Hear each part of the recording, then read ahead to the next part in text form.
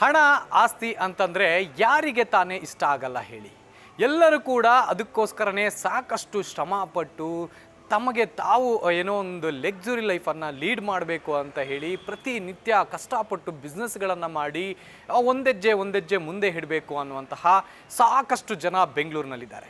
ಇದನ್ನೇ ಎನ್ಕ್ಯಾಚ್ ಮಾಡಿಕೊಂಡಂತಹ ಒಬ್ಬ ಜ್ಯೋತಿಷಿ ಇದನ್ನು ಅನಾಚಾರಕ್ಕಾಗಿ ಬಳಸ್ಕೊಂಡು ತಾನು ಹೆಜ್ಜೆ ಇಟ್ಟಲ್ಲೆಲ್ಲ ಮಹಿಳೆಯರನ್ನು ದುರುಪಯೋಗ ಪಡಿಸ್ಕೊಳ್ಳಿಕ್ಕೆ ಮುಂದಾಗಿರುವಂತಹ ಘಟನೆ ಬೆಂಗಳೂರಿನಲ್ಲಿ ನಡೆದಿರುವಂತಹದ್ದು. ಸಿ.ಕೆ. ಅಚ್ಚುಕಟ್ಟು ಪೊಲೀಸ್ ಠಾಣೆಯಲ್ಲಿ ಈ ಕುರಿತು ಒಂದು ಪ್ರಕರಣ ಕೂಡ ದಾಖಲಾಗಿದೆ. ಈ ಪ್ರಕರಣದ ಒಂದು ಸಂತ್ರಸ್ತ ಮಹಿಳೆ ತನಗಾಗಿರುವಂತಹ ನೋವನ್ನು ಈ ಒಂದು ದೂರಿನಲ್ಲಿ ಹೆಳೆಯಾಗಿ ಬಿಚ್ಚಿಟ್ಟಿದ್ದಾಳೆ. ಆ ಒಂದು ದೂರಲ್ಲಿ ಏನಿದೆ ಅಂತ ನಾವು ನೋಡೋದಾದರೆ, ಈ ಒಂದು ಜ್ಯೋತಿಷಿ ಮೋಹನ್ ಕುಮಾರ್ ಅಂತ ಏನಿದ್ದಾನೆ, ಈತ ಸಾಕಷ್ಟು ಅಂದರೆ ಆಕೆಗೆ ಕೊಟ್ಟಿರುವಂತಹ ಚಿತ್ರ ಹಿಂಸೆಯ ಬಗ್ಗೆ ಹೆಳೆಯಾಗಿ ಬಿಚ್ಚಿಟ್ಟಿರುವಂತಹ ಒಂದು ಸೀಕ್ವೆನ್ಸನ್ನು ನಾವು ನೋಡ್ಬೋದು. ಯಾಕೆ ಅಂತಂದರೆ 2025 ಜನವರಿಯಿಂದ ಈವರೆಗೂ ಕೂಡ ಮೋಹನ್ ಕುಮಾರ್ ಈ ಒಂದು ಸಂತ್ರಸ್ತ ಮಹಿಳೆಗೆ ಸಾಕಷ್ಟು ಕಿರುಕುಳವನ್ನು ಕೊಟ್ಟಿರುವಂತಹದ್ದು, ಲೈಂಗಿಕ ದೌರ್ಜನ್ಯವನ್ನು ಆಕೆಯ ಮೇಲೆ ಎಸೆದಿರುವಂತಹದ್ದು. ಇನ್ನು ಈ ಒಂದು ಲೈಂಗಿಕ ದೌರ್ಜನ್ಯ ಯಾವ ರೀತಿ ಈತ ಎಸಗ್ತಾ ಇದ್ದ, ಜೊತೆಗೆ ಏನೆಲ್ಲ ಮಾಡ್ತಾ ಇದ್ದ ಅನ್ನುವಂತಹದ್ದು ಆಕೆಯ ಬಿಚ್ಚಿಟ್ಟಿದ್ದ ನಂತರ ಈಗ ಕೆಲವೊಂದು ಡೀಟೇಲ್ಸನ್ನು ನಾವು ನೋಡೋದಾದರೆ, ಈಕೆ ಏನಿದ್ದಾಳೆ ಸಂತ್ರಸ್ತ ಮಹಿಳೆ ತನ್ನ ಪಾಡಿಗೆ ತಾನು ಬಿಸ್ನೆಸ್ ಆಯಿತು ತಾನಾಯಿತು ಅಂತ ಹೇಳಿ ರಾಜಾಜಿನಗರದ ಒಂದು ಬ್ಯೂಟಿಷಿಯನ್ ಒಂದು ಟ್ರೈನಿಂಗ್ ಸೆಂಟರನ್ನು ನಡೆದುಕೊಂಡು ಹೋಗ್ತಾ ಇರ್ತಾಳೆ ರಾಜಾಜಿನಗರದಲ್ಲಿ. ಈ ಒಂದು ಬ್ಯೂಟಿಷಿಯನ್ಗೆ ಆತ ಏನು ತನ್ನ ಸಹೋದರಿಯನ್ನು ಸೇರಿಸಲಿಕ್ಕೆ ಬಂದಿರ್ತಾನೆ. ಸಹೋದರಿಯನ್ನು ಸೇರಿಸಬೇಕು ಅನ್ನುವಂಥ ನಿಟ್ಟಿನಲ್ಲಿ ಆಕೆಗೆ ಕರೆ ಮಾಡಿ ಆಕೆ ಆಫೀಸಲ್ಲಿ ಇದ್ದಂಥ ಸಂದರ್ಭದಲ್ಲಿ ಬಂದು ಆಕೆಯನ್ನು ಅಪ್ರೋಚ್ ಮಾಡಿರುವಂತಹದ್ದು.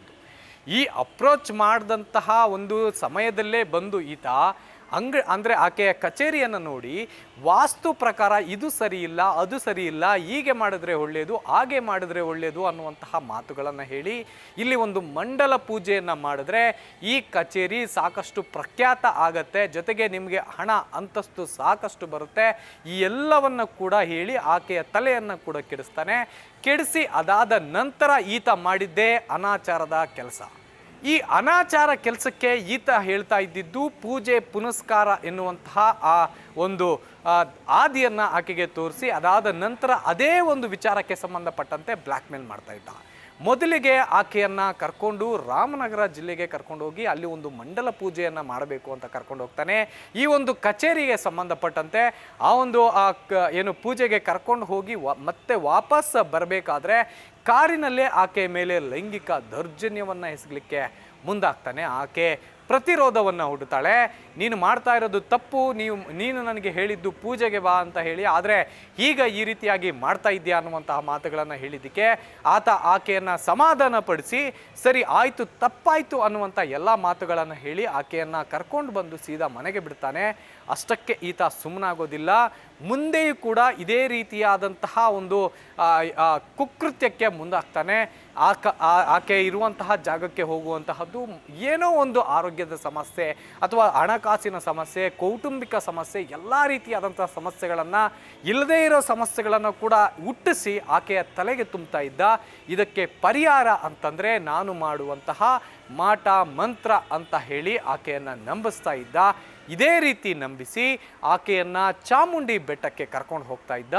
ಚಾಮುಂಡಿ ಬೆಟ್ಟದಲ್ಲಿ ಆಕೆಗೆ ಪೂಜೆಯನ್ನು ಸಲ್ಲಿಸಿ ಅದಾದ ನಂತರ ಶ್ರೀರಂಗಪಟ್ಟಣಕ್ಕೆ ಬಂದು ಅಲ್ಲಿ ಕೂಡ ಪೂಜೆಯನ್ನು ಮಾಡಿ ವಾಪಸ್ ಬರಬೇಕಾದ್ರೆ ಮತ್ತೆ ಅದೇ ಚಾಳಿಯನ್ನು ಮುಂದುವರಿಸಿದ್ದಾನೆ. ಆಕೆಯ ಮೇಲೆ ಕಾರಿನಲ್ಲಿ ಲೈಂಗಿಕ ದೌರ್ಜನ್ಯವನ್ನು ಎಸಗಲಿಕ್ಕೆ ಮುಂದಾಗಿದ್ದ.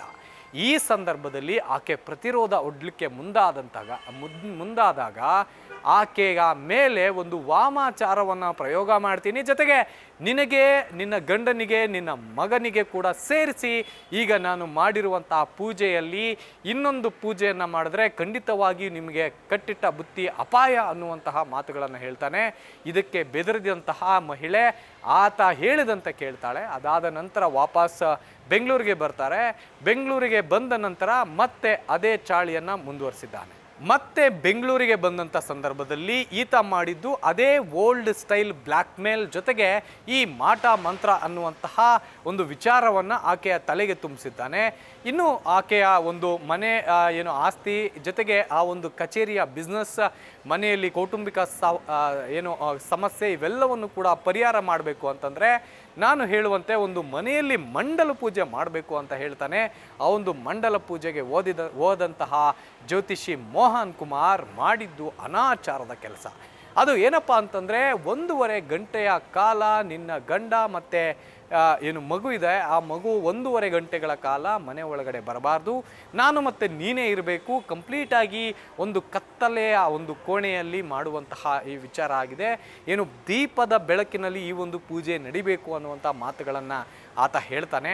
ಇದಕ್ಕೆ ನಂಬಿದಂತಹ ಏನು ಆ ಸಂತ್ರಸ್ತ ಮಹಿಳೆ ಇದ್ದಾಳೆ, ಆತನನ್ನು ಬರಮಾಡ್ಕೊಳ್ತಾಳೆ, ಗಂಡ ಮತ್ತು ಮಗುವನ್ನು ಹೊರಗಡೆ ಕೂಡ ಕಳಿಸ್ತಾಳೆ.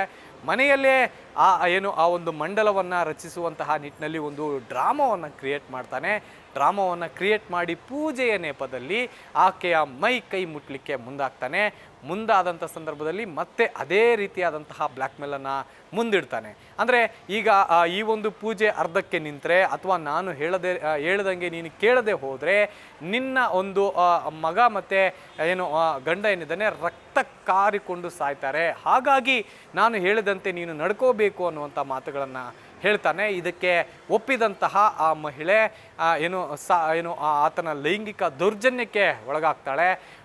ಪದೇ ಈ ರೀತಿಯಾದಂಥ ದೌರ್ಜನ್ಯಗಳು ಯಾವಾಗ ಹೆಚ್ಚಾಗ್ತಾ ಹೋಗುತ್ತೋ ಆಗ ಆಕೆ CK ಅಚ್ಚುಕಟ್ಟು ಪೊಲೀಸ್ ಠಾಣೆಗೆ ಒಂದು ದೂರನ್ನು ದಾಖಲು ಮಾಡ್ತಾರೆ. ಆ ದೂರಿನಲ್ಲಿ ಈ ಕಂಪ್ಲೀಟ್ ಡೀಟೇಲ್ಸನ್ನು ಉಲ್ಲೇಖ ಮಾಡಿರುವಂತಹದ್ದು. ಇನ್ನು ಪೊಲೀಸರು ಪ್ರಕರಣವನ್ನು ಕೂಡ ದಾಖಲು ಮಾಡಿಕೊಂಡು ಈ ಪ್ರಕರಣಕ್ಕೆ ಸಂಬಂಧಪಟ್ಟಂತೆ ಏನೆಲ್ಲ ಆ ಮಹಿಳೆ ದೂರಲ್ಲಿ ಉಲ್ಲೇಖ ಮಾಡಿದ್ದಾಳೆ ಎಲ್ಲವನ್ನು ಕೂಡ ತನಿಖೆ ಮಾಡಲಿಕ್ಕೆ ಮುಂದಾಗಿರುವಂತಹದ್ದು. ಜೊತೆಗೆ ಈ ಒಂದು ಮೋಹನ್ ಕುಮಾರ್ನ ಹಿನ್ನೆಲೆಯನ್ನು ಕೆದಕಲಿಕ್ಕೆ ಪೊಲೀಸರು ಮುಂದಾಗಿರುವಂತಹದ್ದು. ಯಾವೆಲ್ಲ ಒಂದು ಈ ವ್ಯಕ್ತಿಗಳಿಗೆ ಈತ ಜ್ಯೋತಿಷ್ಯವನ್ನು ಹೇಳಿದ್ದಾನೆ, ಯಾರಾದರೂ ಮಹಿಳೆಯರು ಈಕೆಯ ರೀತಿಯಲ್ಲಿ ಯಾರಾದರೂ ಕಾಂಟ್ಯಾಕ್ಟಲ್ಲಿ ಇದ್ದಾರಾ ಅನ್ನುವಂತಹ ಮಾಹಿತಿಯನ್ನು ಕೂಡ ಸದ್ಯಕ್ಕೆ ಪೊಲೀಸರು ಕಲೆ ಹಾಕಲಿಕ್ಕೆ ಮುಂದಾಗಿರುವಂತಹದ್ದು. ಇನ್ನು ಆತ ಕುಂಬಳಗೋಡು ನಿವಾಸಿ ಆಗಿರುವಂತಹ ಹಿನ್ನೆಲೆಯಲ್ಲಿ ಮನೆಯ ಬಳಿ ಹೋದಂಥ ಸಂದರ್ಭದಲ್ಲಿ ಆತ ಈವರೆಗೂ ಕೂಡ ಪತ್ತೆ ಆಗಿರೋಲ್ಲ. ಹಾಗಾಗಿ ವಿಶೇಷ ತಂಡವನ್ನು ಕೂಡ CK ಅಚ್ಚುಕಟ್ಟು ಪೊಲೀಸರು ರಚನೆ ಮಾಡಿ ಈತನ ಬಂಧನಕ್ಕೆ ಬಲೆ ಬೀಸಿರುವಂತಹದ್ದು. ಈತನ ಬಂಧನ ಆದ ನಂತರ ಯಾವೆಲ್ಲ ವ್ಯಕ್ತಿಗಳಿಗೆ ಈತ ಒಂದು ಜ್ಯೋತಿಷ್ಯವನ್ನು ಹೇಳಿದ್ದಾನೆ, ಈ ಹಿಂದೆ ಏನಾದರೂ ಇದೇ ರೀತಿ ಮಹಿಳೆಯರಿಗೆ ವಂಚನೆ ಮಾಡಿದ್ದಾನಾ, ಈ ಎಲ್ಲವೂ ಕೂಡ ಸತ್ಯಾಸತ್ಯತೆ ಹೊರಬರಬೇಕಾಗಿದೆ.